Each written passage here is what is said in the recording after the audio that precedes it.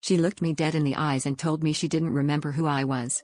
One night, after a screaming match about her disappearing for hours, she crumpled onto the floor and sobbed, claiming she'd hit her head and forgotten everything, our inside jokes, my birthday, even her favorite coffee order.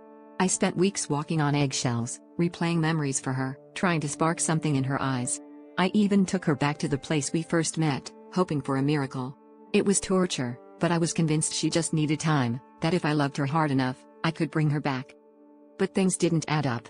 She'd vanish for hours, come home smelling like someone else's cologne, with fresh bruises she shrugged off as clumsiness. She started getting calls from unknown numbers at midnight, always stepping outside to answer. I told myself I was paranoid, that trauma did weird things to people. Then, one day, I saw her outside a grocery store, laughing and holding hands with a little girl who called her mommy. My entire body went cold.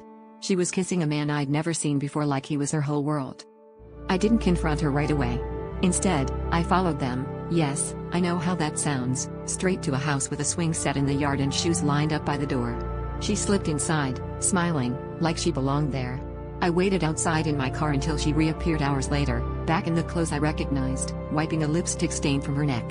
When I finally asked her, point blank, she just stared at me, the mask slipping.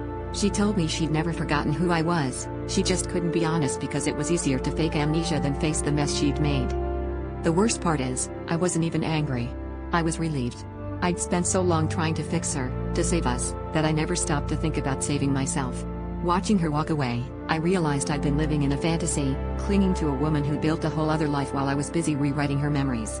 And even as I closed the door on her for good, I couldn't escape the nagging thought, what if I'd been the one faking it all along, pretending not to see the truth because I was too scared to be alone?